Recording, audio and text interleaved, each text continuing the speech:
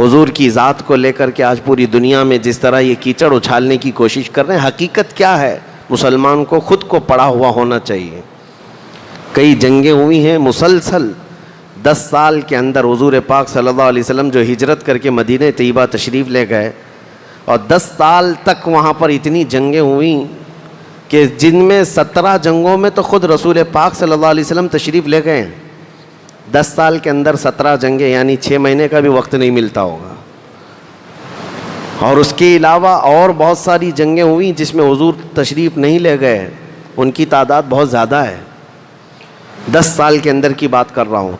تو اس کا مطلب یہ ہوا کہ یہ مدنی زندگی جو ہے مکمل یہ جنگوں سے گھری ہوئی تھی، اس کے باوجود بھی پوری دنیا میں اسلام کو پھیلانے میں یہ مدنی زندگی کا ہی سب سے بڑا رول ہے، سب سے بڑا کردار ہے۔ مدینہ طیبہ آنے کے بعد اسلام کی اسٹیبلشمنٹ، حکومت قائم ہوئی، مرکز بنا۔ آج ہم عرض کرتے ہیں 8ویں ہجری جب تھی، حضور پاک صلی اللہ علیہ وسلم کی ہجرت کا 8واں سال تھا۔ 10 سال ہیں پورے ہجرت کے، جس میں 8واں سال تھا۔ یہ بھی تقریباً جنگوں میں گھرا، لیکن ان میں 2 بڑی جنگیں مشہور ہیں، ایک جنگ موتا اور دوسرے فتح مکہ۔ یہ دونوں تاریخ کے بہت اہم باب ہیں۔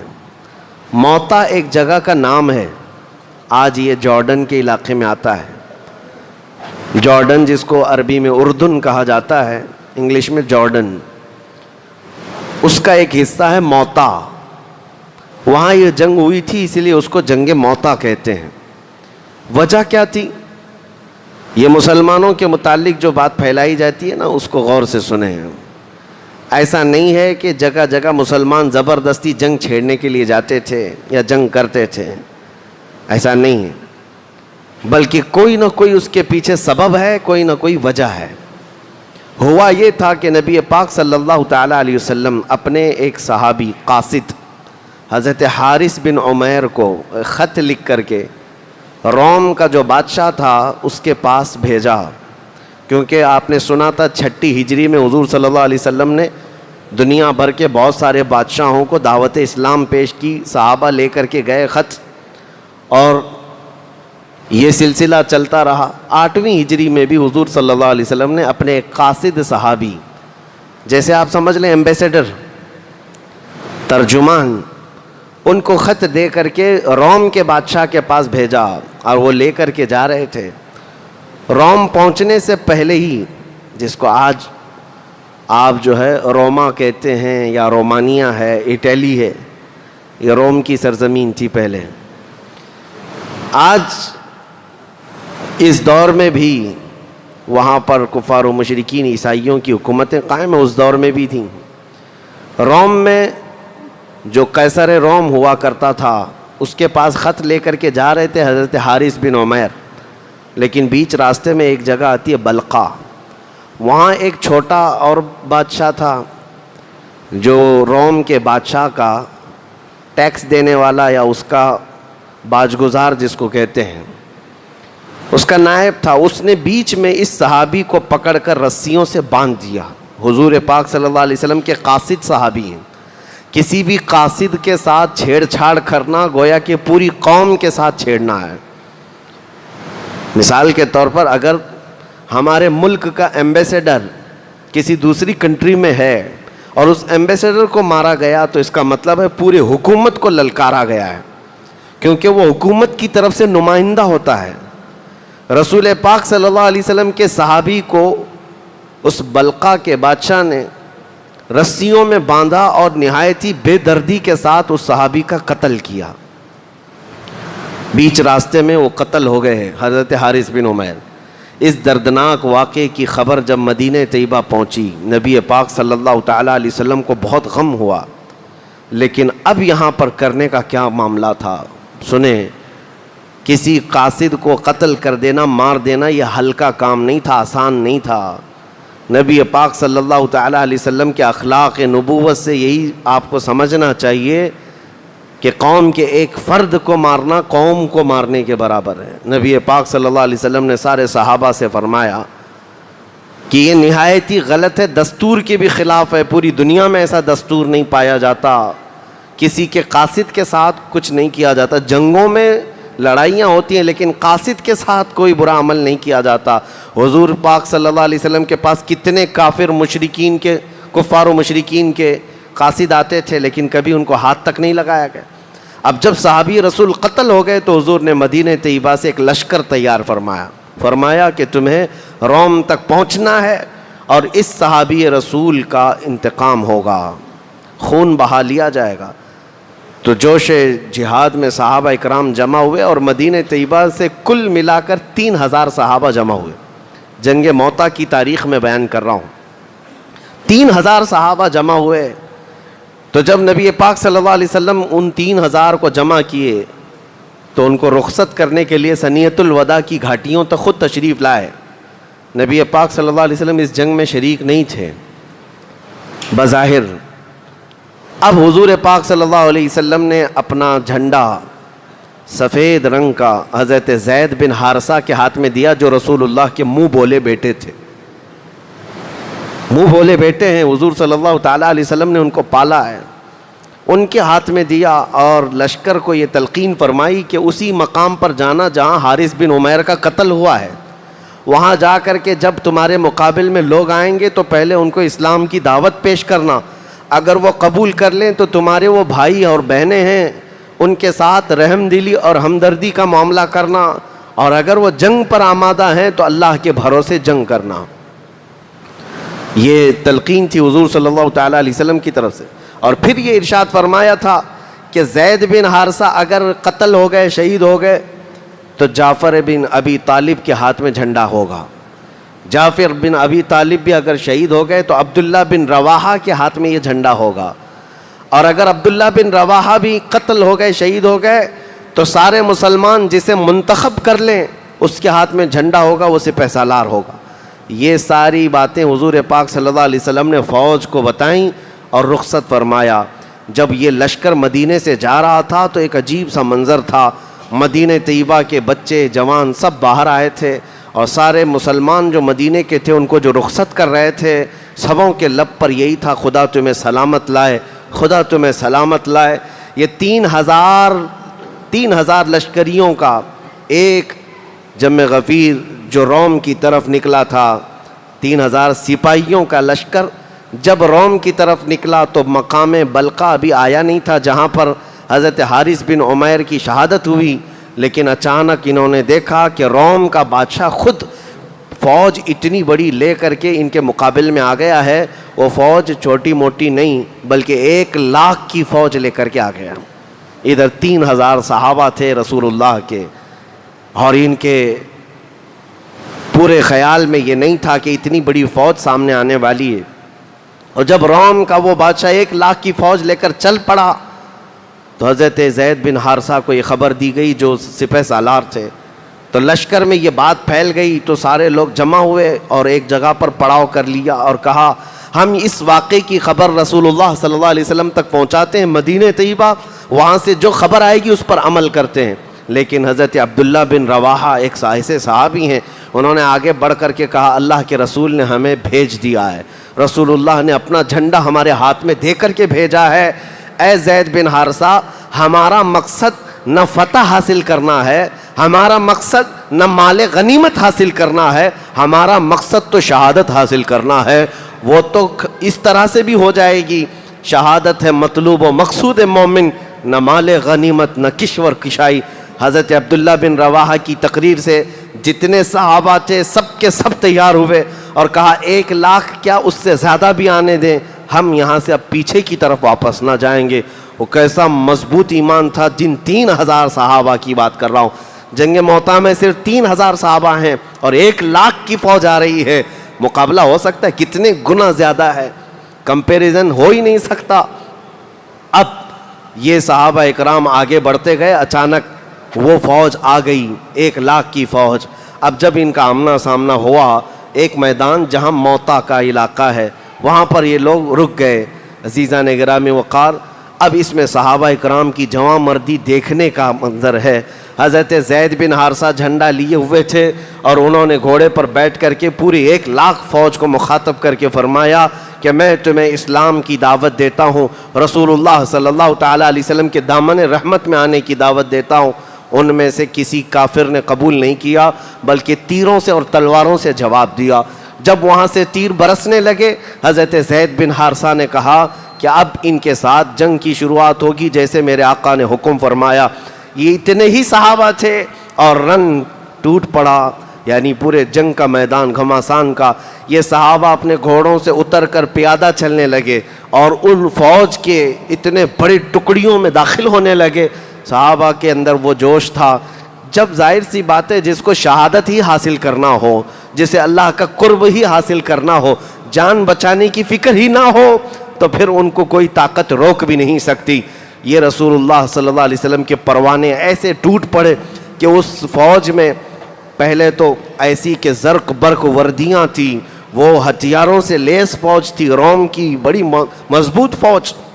حضرت زید بن حارثہ جیسے ہی آگے گئے، ان کو نہایت ہی بے دردی کے ساتھ رومی فوج نے قتل کر ڈالا۔ حضرت زید بن حارثہ یہ رسول اللہ صلی اللہ علیہ وسلم کے منہ بولے بیٹے ہیں، وہ میدان جنگ میں شہید ہو گئے۔ اتنا تیروں سے برچھیوں سے انہیں زخمی کر دیا گیا تھا کہ وہ اٹھ نہ سکے، اور ان کے گرنے سے پہلے ہی حضرت جعفر بن ابی طالب اپنے ہاتھ میں جھنڈا لے لی۔ یہ جعفر بن ابی طالب کون ہے؟ یہ مولا علی کرم اللہ وجہہ الکریم کے سگے بھائی ہیں، حیدر کرار کے بھائی ہیں، رسول اللہ صلی اللہ تعالیٰ علیہ وسلم کے چچیرے بھائی ہیں۔ انہوں نے ہاتھ میں جھنڈا لے لیا اور آگے بڑھتے رہے، اور جیسے ہی انہوں نے ایک نعرہ دیا اپنی فوج میں اور جوش آیا۔ حضرت جعفر طیار آگے بڑھے ہی تھے کہ رومی فوجیوں نے حضرت جعفر بن ابی طالب کو بیچ میں سے ایسا کاٹ دیا کہ ان کا جسم آدھا آدھا ہو گیا۔ حضرت جعفر بن ابی طالب 2 ٹکڑوں میں شہید ہو گئے، اور اس سے پہلے ان کے اوپر اتنے تیر مارے گئے تھے کہ صحابہ کہتے ہیں، بخاری شریف کی حدیث ہے، جب حضرت جعفر بن ابی طالب کی لاش زمین پر گری تھی تو ہم نے ان کے جسم کو اٹھایا اور گنا تھا تو ٹوٹل 90 زخم ان کے جسم میں موجود تھے، 90 تیر لگے ہوئے تھے۔ 90 تیر لگنے کے بعد ان کے دونوں ہاتھ کاٹ دیے گئے تھے۔ حضرت جعفر کے دونوں ہاتھ کاٹ دیے گئے تھے کیونکہ انہوں نے جھنڈا سنبھالا ہوا تھا، علم سنبھالا ہوا تھا۔ جھنڈا گر جانے کا مطلب ہے کہ مسلمانوں کا وقار، ان کی عزت گر گئی۔ لیکن حضرت جعفر بن ابی طالب نے جب ایک ہاتھ کاٹا گیا تو بائیں ہاتھ سے جھنڈا سنبھالا، دوسرا ہاتھ کاٹا گیا تو آپ نے منہ میں جھنڈے کو پکڑا تھا، اور فوراً ہی حضرت عبداللہ بن رواحہ نے جھنڈا تھام لیا جب حضرت جعفر بن ابی طالب کی لاش زمین پر آ گری۔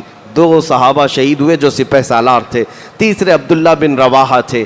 یہ جنگ اتنی گھمسان کی ہے، اس کو بیان کرنا بہت آسان نہیں ہے۔ جنگ موتا ہے، ایک طرف 1,00,000 کی دندناتی ہوئی فوج اور دوسری طرف 3,000 صحابہ جو چل کر کے مدینے سے اتنی دور آئے ہیں۔ جارڈن کا علاقہ 1,000 کلومیٹر سے زیادہ کا فاصلہ ہے مدینہ طیبہ سے۔ جارڈن جنگ موتا جہاں ہوئی ہے، حضرت عبداللہ بن رواحہ جیسی میدان میں اترے، ان کے سگے بھائی ہیں میدان میں، وہ کہتے ہیں ہمیں معلوم تھا کہ اس فوج میں کھانے پینے کی بھی قلت ایسی تھی کہ آج میرے بھائی عبداللہ بن رواحہ جھنڈا تو اٹھائے ہیں لیکن پچھلے 2 دنوں سے ان کی حلق میں ایک لقمہ بھی نہیں گیا ہے۔ انہوں نے بھنے ہوئے گوشت کا ایک ٹکڑا اپنے پاس سنبھالا ہوا تھا، وہ حضرت عبداللہ بن رواحہ کے پاس آئے، کہا آپ جھنڈا اٹھائے ہیں، بڑی ذمہ داری ہے، تھوڑا کچھ کھا لیں۔ حضرت عبداللہ بن رواحہ ابھی کھانے کے لیے منہ میں لگائے تھے کہ تیر اتنے آپ کے اوپر آ گئے کہ آپ کا منہ پورا چھلنی چھلنی ہو گیا، چہرہ بھی۔ اٹھ پڑے اور فوج کو لے کر کے آگے نکل پڑے، زیادہ دیر تک آگے نہ جا سکے، حضرت عبداللہ بن رواحہ بھی میدان میں شہید کر دیے گئے۔ یہ 3 سپہ سالار صحابہ ہیں رسول اللہ کے، اس میدان موتا میں نہایت ہی بے دردی کے ساتھ قتل کیے گئے، شہید کیے گئے ہیں۔ اب مسلمانوں میں جو بچے ہوئے صحابہ تھے 3,000 کی تعداد ہے، ایک عجیب سی کشمکش تھی کہ ہمارا سپہ سالار کون ہے، ہم کس کو جھنڈا دیں گے۔ یہ پہلا موقع تھا صحابہ کرام نے آپس میں منتخب کیا، اور سبوں کی زبان سے ایک نعرہ تھا کہ اب جھنڈا اگر کسی کے ہاتھ میں دیں گے تو وہ خالد بن ولید کے ہاتھ میں ہوگا۔ یہ سیف اللہ المسلول، حضرت خالد بن ولید کے ہاتھ میں جھنڈا آیا، اور اس کے بعد حضرت خالد بن ولید جب میدان میں اترے ہیں، تاریخ میں آج بھی یہ رقم ہے، اس جنگ موطا میں 9 تلواریں آپ کے ہاتھ سے ٹوٹی تھیں. ایک تلوار ٹوٹتی دوسری اٹھاتے. ان کی تلوار کا وزن 35 کلو کا ہوا کرتا تھا، کوئی 40 کلو کا بھالا ہوا کرتا تھا. یہ تلواریں ٹوٹنے کا مطلب ہے کوئی بلہ اور بیٹ نہیں ہے. تلواریں حضرت خالد بن ولید کے ہاتھ سے 9 تلواریں ٹوٹیں. اور عین دوپہر کے وقت حضرت خالد بن ولید، ان کی جو جنگی مہارت تھی، ان کو جو جنگ کے نقشے معلوم تھے، اس اعتبار سے 3000 صحابہ کو ایسے بکھیر دیا کہ 1,00,000 رومی فوجی میرے آقا صلی اللہ علیہ وسلم کے ان پروانوں کا مقابلہ نہ کر سکے. وہ میدان سے پیچھے ہٹنے لگ گئے. تاریخ میں عیسائیوں نے لکھا ہے، ہم نے پہلی مرتبہ ایسی تاریخ پڑھی ہے کہ 1,00,000 کی فوج میدان سے پیچھے آنے میں ہی عافیت سمجھ رہی ہے. اس لیے کہ حضرت خالد بن ولید نے صرف 3000 صحابہ کو ایسے ٹکڑیوں میں بانٹ کر کے رکھا تھا مقابلے کے لیے کہ وہ 1,00,000 کا جتھا بھی ان کا مقابلہ کرنے سے عاجز آ گیا تھا. شام سے پہلے یہ رومی فوجیوں کے بادشاہ کی طرف سے اعلان ہوا کہ میدان خالی کر دیا جائے، پیچھے ہٹ جائے، اس لیے کہ قتل زیادہ ہو سکتا ہے. حضرت خالد بن ولید کے ہاتھ میں یہ علم آنے کے بعد جانتے ہیں شام سے پہلے یہ جنگ موطا کو آپ نے فتح کر لیا اور 3000 صحابہ کو صحیح سلامت واپس میدان سے نکال لیا.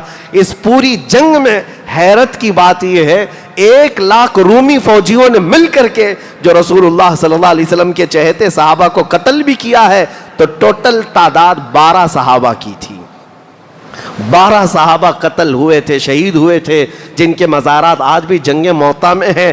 1,00,000 فوج نے مل کر کے 3000 پر حملہ کیا ہے، لیکن شہید کتنے ہوئے؟ صرف 12 لوگ ہوئے. لیکن حضرت خالد بن ولید کے ہاتھوں سے ہی 1 نہیں 2 نہیں 70 سے زیادہ مارے گئے ہیں رومی، اور کئی لوگ قتل ہوئے ان مسلمانوں کے ہاتھ سے. یہ اللہ کی مدد نہیں ہے تو اور کیا ہے؟ یہ رب العالمین کی طرف سے نصرت نہیں ہے تو اور کیا ہے؟ یہ جنگ ختم ہونے کے قریب تھی. اب یہاں پر ایک عجیب بات میں آپ کو بتاؤں. جس دن جنگ ہو رہی ہے رسول پاک صلی اللہ تعالیٰ علیہ وسلم مدینہ طیبہ میں موجود ہیں. اس حدیث کو بخاری شریف میں بیان کیا گیا ہے. نبی کریم صلی اللہ تعالیٰ علیہ وسلم مدینہ طیبہ میں صحابہ کے سامنے بیٹھے تھے اور اچانک آپ کی آنکھوں سے آنسو آئے. حضور سے صحابہ نے پوچھا کہ یا رسول اللہ کیا مسئلہ ہے؟ حضور فرما رہے ہیں میں یہیں سے جنگ موطا کو ملاحظہ کر رہا ہوں، مدینے میں بیٹھ کر جنگ موطا کو ملاحظہ کر رہا ہوں. حضور پاک صلی اللہ تعالیٰ علیہ وسلم فرماتے ہیں میرا زید بن حارثہ شہید ہو گیا ہے، اسے رومیوں نے قتل کر ڈالا ہے. اب جھنڈا جعفر بن ابی طالب کے ہاتھ میں ہے. تھوڑی دیر کے بعد حضور صلی اللہ علیہ وسلم مدینہ طیبہ میں بیٹھ کر فرماتے ہیں اب جھنڈا جعفر بن ابی طالب کے ہاتھ سے بھی نکل گیا، کافروں نے ان کے جسم کے 2 ٹکڑے کر دیے ہیں، عبداللہ بن رواحہ نے جھنڈا سنبھال لیا ہے.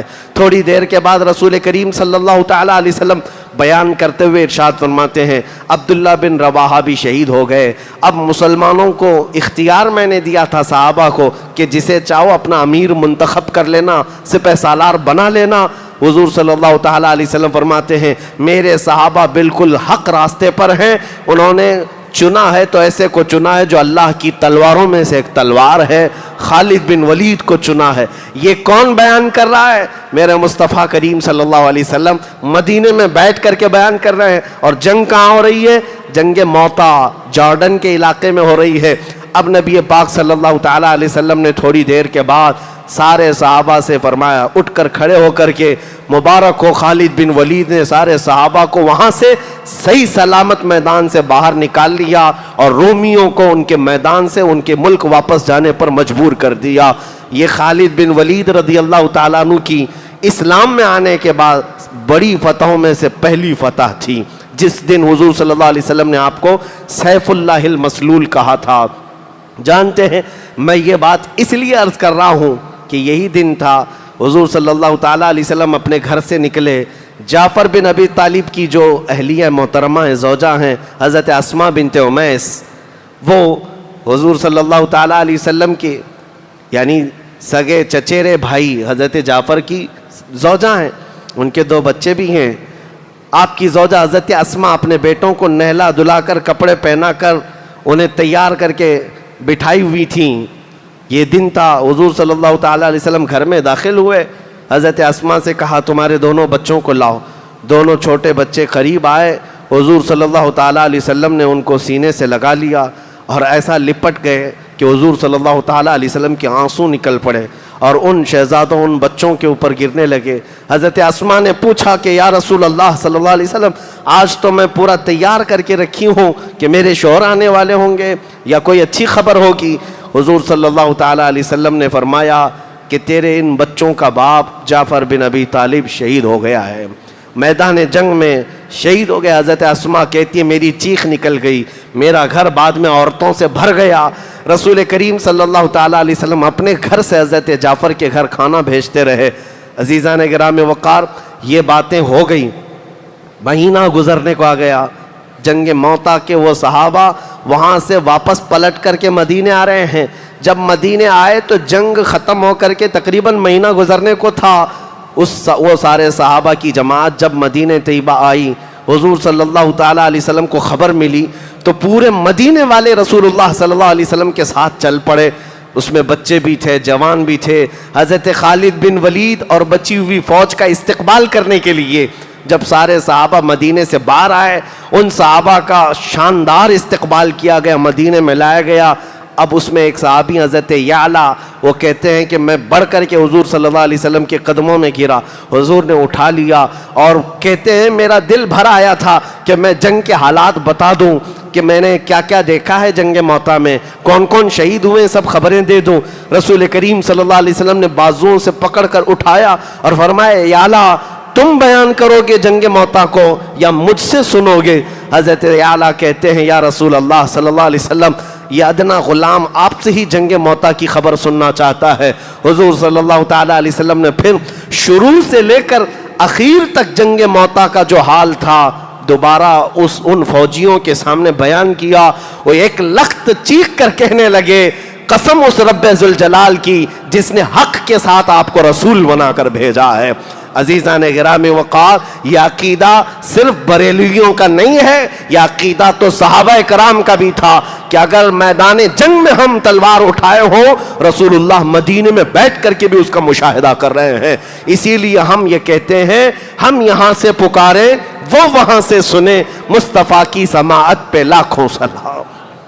حضور پاک صلی اللہ تعالیٰ علیہ وسلم کی نظروں سے چھپاؤ کوئی اور کوئی غیب کیا, تم سے نہاں ہو بھلا جب نہ خدا ہی چھپا, تم پہ کروڑوں درود. نبی کریم صلی اللہ تعالیٰ علیہ وسلم جنگ موتا کی خبریں دیتے رہے. اس پوری جنگ کو میں نے جو بیان کیا, حضرت خالد بن ولید رضی اللہ تعالیٰ عنہ کی سپہ سالاری میں فتح کے ساتھ واپس لوٹایا گیا. دو اہم باتیں, وقت کی بڑی قلت ہے ورنہ آج کے دن ہمیں فتح مکہ کو بھی بیان کرنا تھا, کیونکہ 8ویں ہجری وہ ہے جس میں فتح مکہ کا عظیم دن آیا ہے. رسول کریم صلی اللہ تعالیٰ علیہ وسلم پورے 8 سال کے بعد دوبارہ مکہ میں نہایتی شان کے ساتھ اجلال فرمایا تھا. مکہ میں داخل ہوئے تھے 10,000 صحابہ کے ساتھ, نہ جنگ تھی نہ جدال نہ قتل و قتال, اس کو بھی بیان ہونا تھا. فتح مکہ کو اللہ نے اگر موقع عطا کیا, زندگی عطا کی تو اگلے سیشن میں انشاءاللہ عرض کریں گے. لیکن اس جنگ موتا کی 2 چیزیں اہم ہیں. پہلی چیز, ہمیشہ یہ بات ذہن میں رکھو کہ جنگ موتا ہوئی کیوں, 3,000 صحابہ 1,00,000 کی فوج سے لڑنے کے لیے گئے کیوں؟ سبب صرف اتنا تھا, رسول اللہ کے ایک قاصد کو ان ظالموں نے قتل کر دیا تھا. رسول اللہ صلی اللہ تعالیٰ علیہ وسلم کے ایک سپاہی کو قتل کر دیا تھا تو پورا مدینہ نکل پڑا, اور وہ بھی 1,000 کلومیٹر دور تک.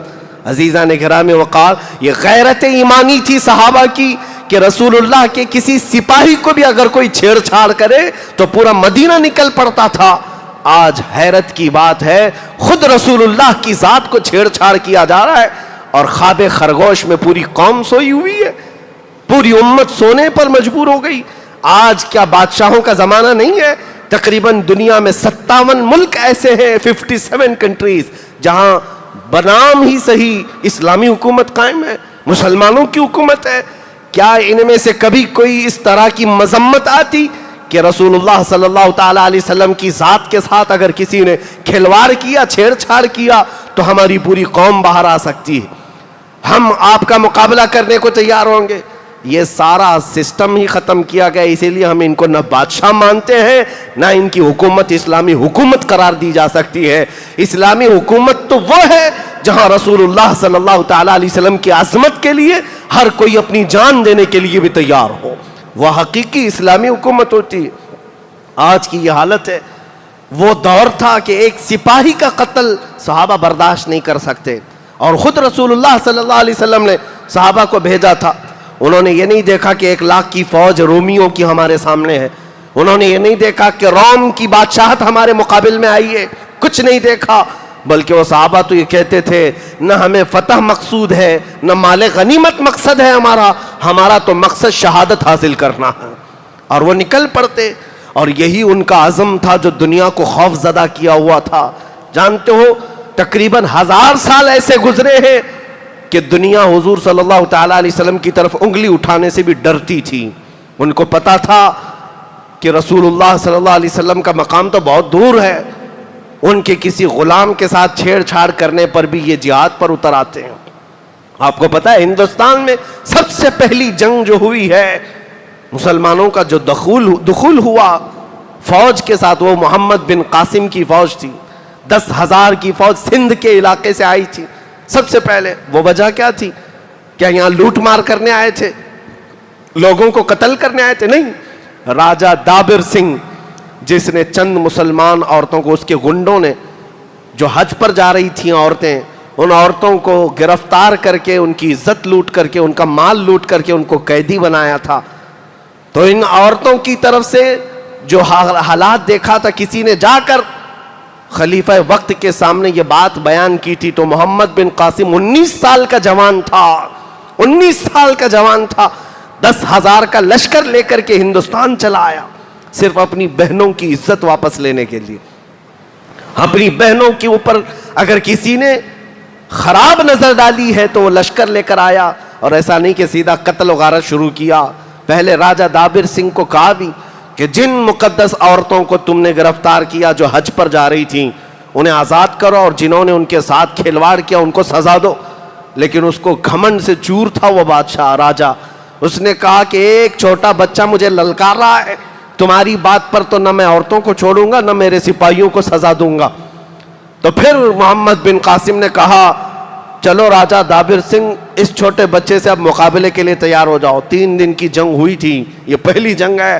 محمد بن قاسم نے ایسی جنگ لڑی تھی کہ راجہ دابر سنگھ کی پوری فوج ختم ہو گئی اور اس کا دور ہی ختم ہو گیا. خود راجہ دابر سنگھ قیدی بن کر کے گرفتار ہو کر آیا. محمد بن قاسم کی یہ تاریخ آج بھی ہندو پنڈتوں کی طرف سے لکھی ہوئی تاریخ میں بھی موجود ہے, اور انہوں نے اقرار کیا کہ ایک نوجوان آیا تھا جو عورتوں کی عزت کے لیے عرب سے نکل کر کے یہاں آ گیا تھا, اور یہاں کے علاقے کے لوگوں نے اسے سلام بھی کیا اور اس کے عدل و مساوات کو اور اس کے انصاف کو سلام کیا تھا. عزیزان گرامی وقار, آج ہمیں ہو کیا گیا ہے؟ ہم تو نکڑوں پر بیٹھ کر کے اپنی بہنوں کی عزت لوٹتے ہوئے ویڈیوز دیکھ دیکھ کر کے شیئر کرتے رہتے ہیں. حالات اس قدر گمبھیر ہو گئے, جگہ جگہ کے تھک چکے ہیں تمہیں یہ ہنگامے. نشاط لذت خواب گراں بدل ڈالو. فلسطین کے بچے آج چیختے رہتے ہیں لیکن حکومتیں خواب خرگوش میں ہیں. آج